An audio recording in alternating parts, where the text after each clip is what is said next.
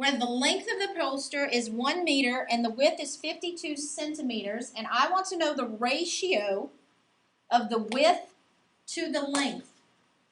What's the problem that I'm looking at right now? They're different units of measure. I have to either turn 52 centimeters into meters or 1 meter into centimeters. Well, the easiest thing to do is to turn right this meter into 100 centimeters. And so now I'm simply going to identify what the measures are of the width and then the length, and I'm going to reduce it to lowest terms, and I will have the ratio. Well, the width is what? 52, and the length is? So now it's just a simple problem of, do I know my multiplication tables? What can 52 and 100 both be reduced by? 2. 2, okay.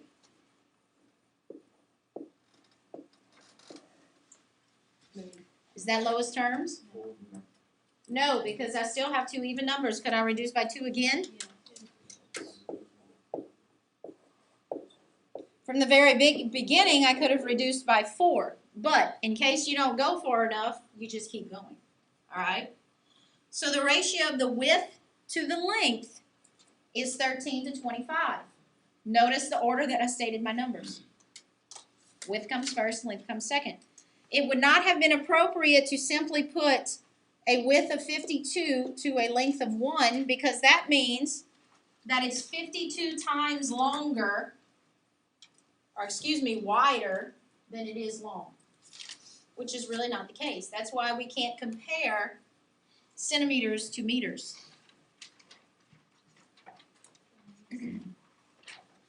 Okay?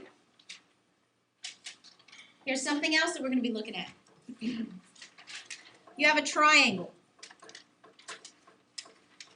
And the 3 angle measures of the triangle are in a ratio of 2 to 2 to 5. What kind of triangle is that? It's an isosceles triangle because there's 2 equal angles in there, right? Now, are the angles themselves 2 degrees, 2 degrees, and 5 degrees? No. But they're all increased by the same factor, right? Maybe they're all multiplied by 10, or maybe they're all multiplied by 5, or something like that. So what we need to do is figure out what is that factor, and this is how we do it. What are the 3 angles of a triangle add up to? Okay?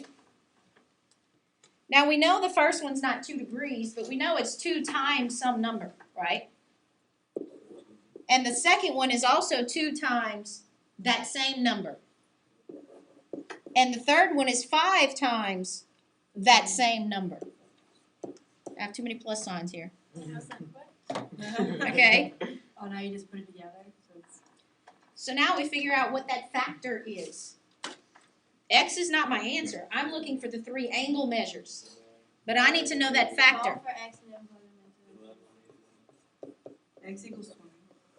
All right, so the factor that I need to increase these by is 20, which means I need to multiply each one of those by 20. So my first angle is 2 times 20 degrees.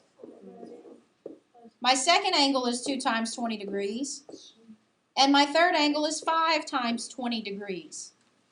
Now, how can you check to make sure that those are definitely the 3 angle measures of a triangle? Add up to 180. They need to add up to 180.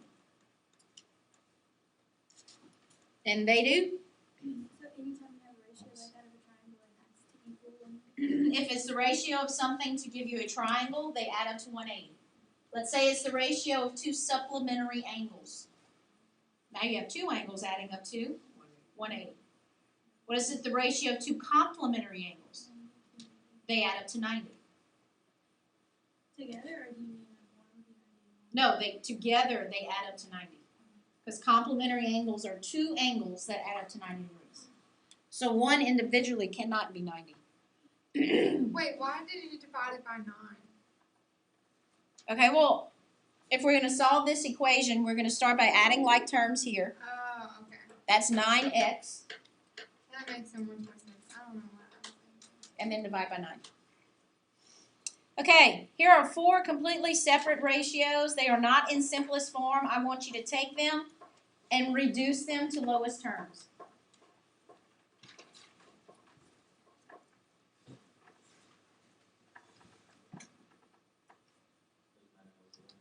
It don't matter. I mean, it doesn't matter. They're all not in simplest form? Right, they can all be reduced. Think back to algebra. Canceling variables. Yes. Can we please write on the board? Yes, you can write on the board. Can I do the first one? No, Josh is going to do the first one since it was his great idea. You'll do the second one. Me. Okay, Meredith will do the second one. No, I'll do the third one. I don't care. Can I Oh, do who? the second one? I'm doing the second. I'll do one. I can do one. Nick's going to do one. Can I do the first one, Joe? Shh. All right, Josh, let's go. Oh, boy. Oh yeah. Wait, I want to use How did you get?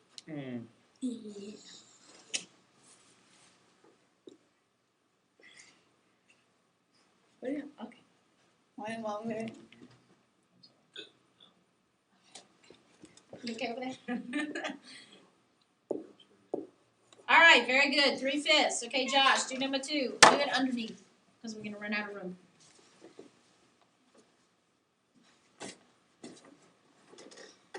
Nick?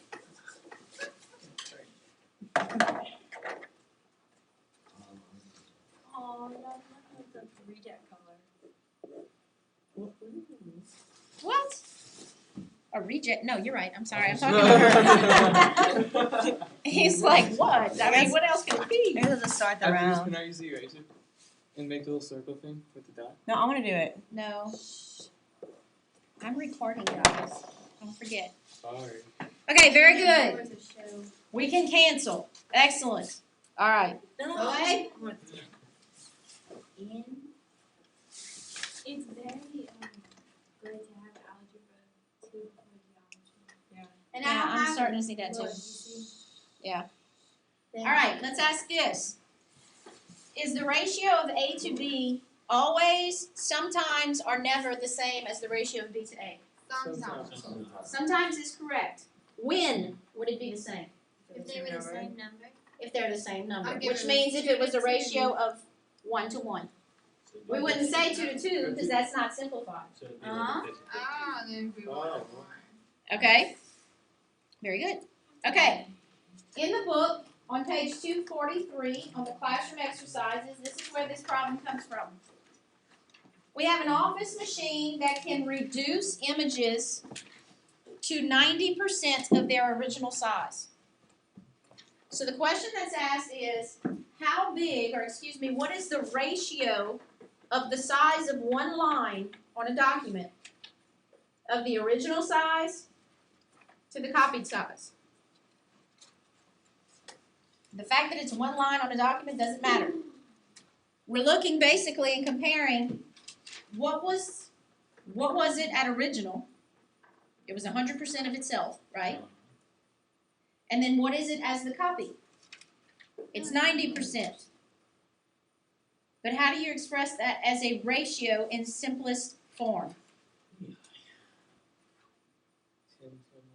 10 to 9. That's it. 10 to 9. Your percents cancel each other out. And you're reducing both of these by 10. So the ratio is 10 to 9. Now if I asked you what's the ratio of the copy to the original, you would say 9 to 10. Okay. If you look up here, I have a line segment DT that also has 2 other points on it, I and S. And then I have the lengths of the 3 little segments that are formed up there. And what we're going to do is we are going to find the ratios of different lengths. The first ratio we're going to look for is DI to IS, which means that we must first figure out how long is DI, how long is IS,